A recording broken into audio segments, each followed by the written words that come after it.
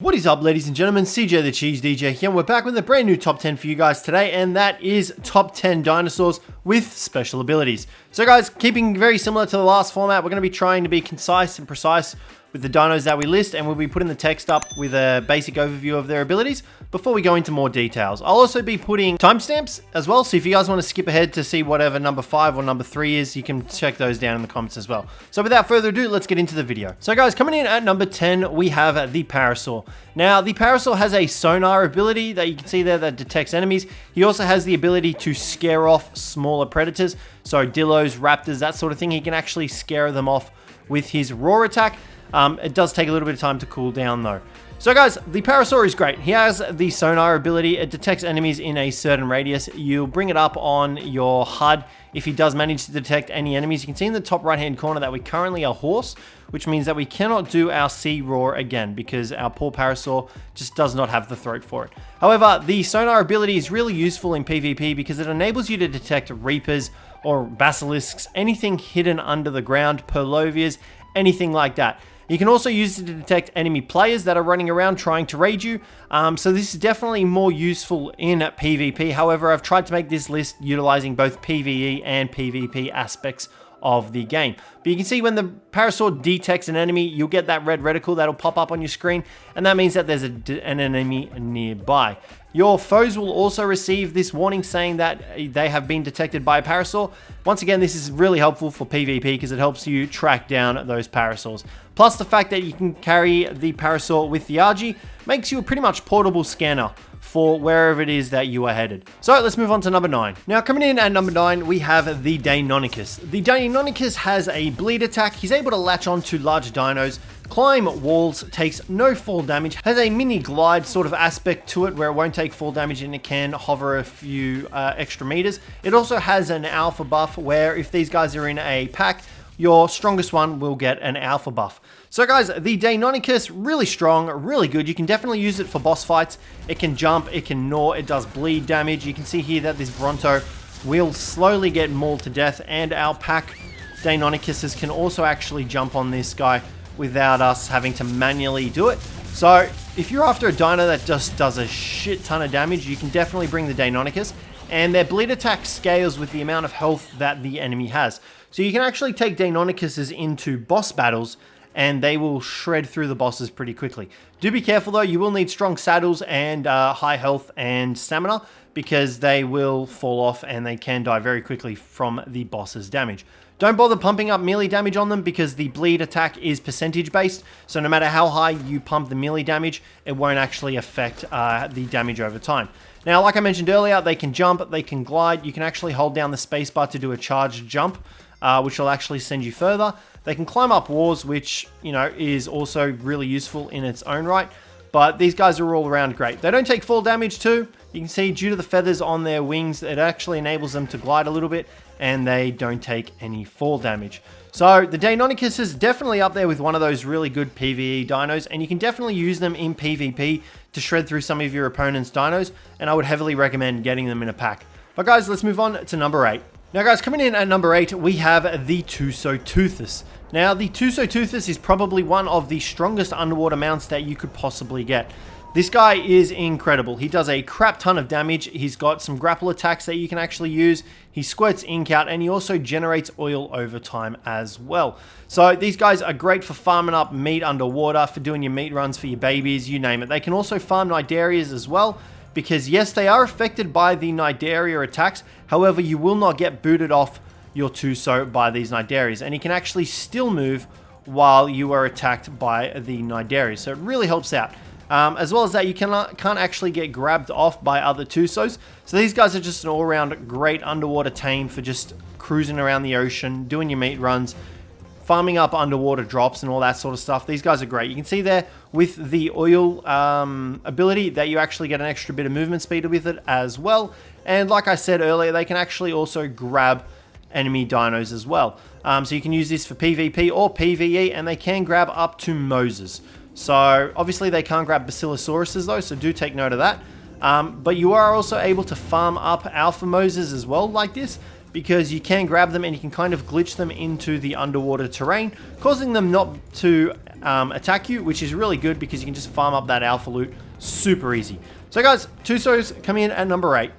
Now coming in at number 7, we have the Menagma. Now the Menagma has a hover ability. He can dash, he can jump and dash 3 times. He has an ice breath attack that freezes and damages enemies over time, and he's just an all-round absolute beast. Now the Menagma can be used in PvE and PvP. As far as I'm aware, he's definitely viable in PvE, and from what you guys have told me as well, he is still viable in PvP. I was not aware he was due to the fact that he had been nerfed so heavily. But according to you guys, he's still heavily used in PvP, which is most likely due to his ice breathing attack, which causes you to freeze enemies and the dinos, and you can pretty much kill riders by that. Now, like I mentioned earlier, he does have the ability to do multiple dashes. So you can see there, he has 1, 2, and 3 dashes. I think we're out of stamina, which is why our Menagma is just deciding not to bother to do it. But you can see that this guy is an absolute beast, and yeah, he's definitely worth it in PvE and PvP. He has taken quite a bit of a nerf though, due to the fact that he used to be super OP before. And you can see here that he has the dashes and the glides, and you can only do 1 super big dash and 3 glides before you actually have to land. But other than that, he's still a really viable tame, and he's great for getting around the map and dealing a heap of damage. Now coming in at number 6, we have the Bloodstalker. Now the Bloodstalker is definitely one of those tames that I have a love-hate relationship with it. I hate trying to tame these things up, but when they tame up, they are pretty damn phenomenal. So this guy has the ability to web sling from structures, terrain, you name it. Anything he can web sling onto, and he is definitely one of the fastest tames that you can use to get around, well, any map really. You've got multiple web swinging, so you can use your primary attack to swing towards it, or you can use your secondary attack to reel in towards it. He's got a jump ability, he's got a glide ability where you can act as a parachute so you don't actually take fall damage. He's definitely one of those tames that are very viable and that everyone should have in PvE and PvP. He also has the ability to glide on water. He can also swim in water, and he is still very fast in the water as well. Look at this guy go. Absolutely super speedy. So you can actually toggle that as well while you're in the middle of the water. It's entirely up to you how you want to use this guy. He also has a reticle where you can see dangerous dinos. You can see there they've got the red reticle, the highlight, sorry. This also applies to enemy players as well. And if you are mounted one, you can actually pull out weaponry and you'll get a slight buff and receive the vision that the Bloodstalker sees while you're trying to shoot. Which means that if you're trying to shoot an enemy player in PvP, you'll definitely succeed because of the Bloodstalker's extra vision that it provides. It's definitely a dino that you can hit and run with and play very guerrilla tactic warfare with it. And it's definitely something I would recommend for both PvE and PvP. It also has the ability to climb up structures and walls and everything like that. It does have the climbability very similar to the Rock Drake and the Megalania and stuff like that. So definitely worth using these guys, and you can restore their health very quickly using blood packs as well. So guys, the Bloodstalker comes in at number 6. Let's move on to number 5. Now coming in at number 5, we have the Stego. Now the Stego received a new TLC buff, which made it absolutely ridiculous. So not only do they now take 50% reduced damage, they have 3 different plate modes, which you can see us shift between here. These are the hardened plate mode, the heavy plate mode, and the sharpened plate mode. Each of these have different effects. The hardened plate mode supplies a damage reduction buff and prevents riders from being dismounted by enemies. You also are able to harvest wood better with that mode. Heavy plate mode applies a slow when attacking with the basic tail whip, which is this basic attack here. And you also get a thatch harvesting benefit from that.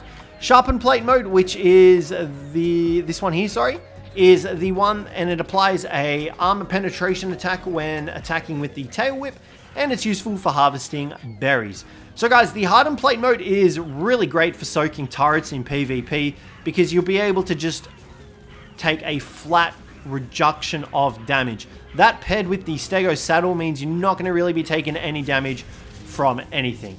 You'll also be prevented from being dismounted by dinos and enemies, which means that you're pretty much safe on your Stego as long as you do not swap your plate modes. Unless, of course, you get sniped, but other than that, you'll still receive a damage reduction buff from your Stego. Now, the heavy plate mode is great if you're trying to take down enemy dinos because it applies a slow to them, which will prevent them from running away from you. You can see we just hit this Bronto with it, and he's moving a lot slower.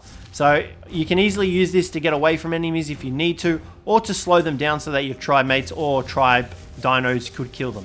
The Sharpened Plate mode applies an armor penetration effect. So if you aim with your reticle and you manage to lock onto an enemy player and use your secondary attack, you'll actually latch onto them and destroy their armor and kill them in the process. It's really good. The Stego received a massive buff from its TLC expansion thing that it got. So it's definitely worth investing in one of these guys for both PvP and PvE. Definitely one of the stronger dinos on ARK now, thanks to that buff. So let's move on to number 4. Now coming in at number 4, we have the Magmasaur. Now the Magmasaur has quite a few abilities. He has the ability to be immune to lava, makes the rider immune to lava. He also has the ability to do a searing spit attack. He can also do that sort of attack, which applies damage over time. And he also has a taunt, which taunts enemy players, dinos, and wild dinos towards him. He also has the ability to harvest metal, wood, thatch, all that good stuff. As well as that, while riding a Magmasaur, you can also use weaponry on it as well. So like your shotguns, your long necks, your mining drills, all that sort of stuff you can use on your Managma while you're cruising through the lava and still be able to attack with said Magmasaur. So this guy also smelts raw metal in his inventory. He also cooks meat in his inventory as well. And he reduces the weight of metal in his inventory. So he's got a whole host of abilities, and he's definitely one of those tames that every tribe should have. He's got his uses in PvP because he does damage metal as far as I'm aware still. But you will need plenty of metal ingots in order to fuel his searing spit attack. Otherwise you'll find that you won't be able to do too much damage. And you can see here that the fireball that he fires is pretty damn big when he does decide to fire it, as soon as we put the metal ingots in his inventory. And you'll see here that the searing spit attack fires a gigantic fireball. So the Magmasaur is great. He does fire damage, he does damage over time, he can taunt, he's immune to lava. You can just cruise through volcanoes with him, getting Magmasaur eggs, getting wyvern eggs, you name it, this guy can pretty much do it. He's also absolutely one of the most badass looking dinos in all of ARK. Like, there's no way you can disagree with that. This guy's a straight up machine, and he's super deadly, super dangerous, and some of his abilities are the most unique in the game. He's the only dino immune to lava. So guys, let's move on to number 3.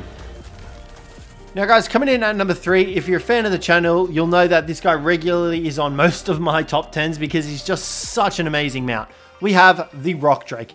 Now, the Rock Drake can clone, he can wear tech saddles, he has a passenger seat, he has the ability to glide, he can climb up structures, he's able to sense Reapers in the vicinity, and he's just an absolute beast at getting around everything. So he can climb structures and everything. He's got a glide ability, he's got a glide dive attack, I guess you could call, which is that one there, which does increase damage.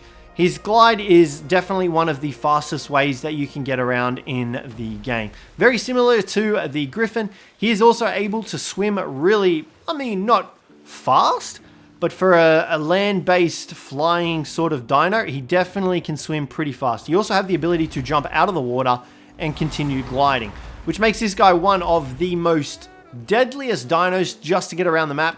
And you can cloak, so, you know, if you're trying to get the drop on enemy players or PvPers, they might not see you the first time around, which is really good. You can also use this to hide from enemy dinos, like wild dinos, which makes this guy really viable for PvE as well. And like I said, he does have a passenger seat, so you can actually have an extra passenger riding with you. You can see there, passenger seat, board the rear seat, and you see there, we're in the back. Now, as well as that, he does have a tech saddle, which enables him to shoot tech bullets out. That obviously costs element, but he then also has a ranged attack on top of his normal kit. So this guy is absolutely incredible. I'd heavily recommend getting yourselves a Rock Drake for PvE or PvP, because these guys are just straight up amazing. But let's move on to number 2. So guys, coming in at number 2, we have the Wyverns. Now, there are over 7 different types of Wyverns. You've got the Lightning Wyvern, Fire Wyvern, Poison Wyvern, Ice Wyvern, Tropical Wyvern, Blood Wyvern, and the Ember Wyvern. Each of these all have different abilities, different breath attacks, but other than that, they are pretty much the same Wyverns. But these guys are the fastest flyers in the game. Now, I say fastest flyers, they've got the highest base movement speed out of any of the flyers. So they also have their own individual breath attack, Lightning is my preferably favorite, and then it goes into the Blood Wyverns. But you've got the Lightning, which just does a straight up huge amount of damage to whatever it hits. You've got the Fire Wyvern, which does damage over time. Poison Wyvern, which does an instantaneous effect, but it also does damage over time and applies Torpor. You then have the Blood, which does damage, and it actually leeches the health off of whatever it is that you're targeting. The Tropical one receives extra damage due to it being in the water, and it also does an extra breath attack where it slows down whatever it is that you're hitting. Ice Wyvern does the same sort of thing, except it slows it down exponentially, and then the Ember Wyvern will deal an increased fire damage attack with its breath. These guys are absolutely awesome. As soon as I find the one that I just had, he's too busy fighting everything.